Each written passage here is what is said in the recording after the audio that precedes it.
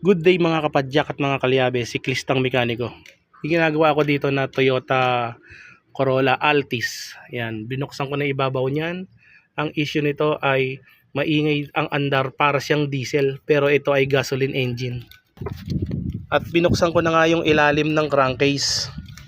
Dahil duda ko nito, hindi nag-circulate ang langis. Yan.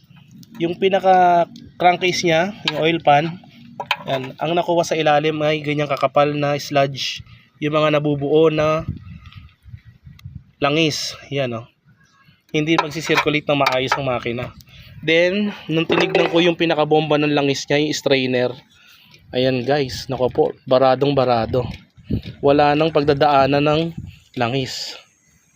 Yan, tinry ko na rin hipan dito, talagang ayaw magbomba. Wala, may hirapan bumomba to. Ayun. At napansin ko rin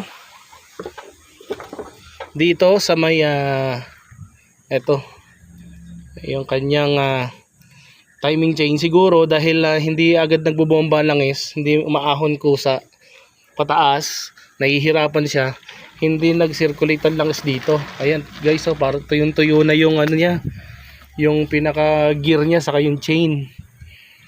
Tapos itong mga tawag dito sa camshaft, yan, parang dito ko narinig may umiingay sa camshaft eh. Yan, kailangan din anuhin yan, kailangan din ipa tune up o kaya ihasa yan.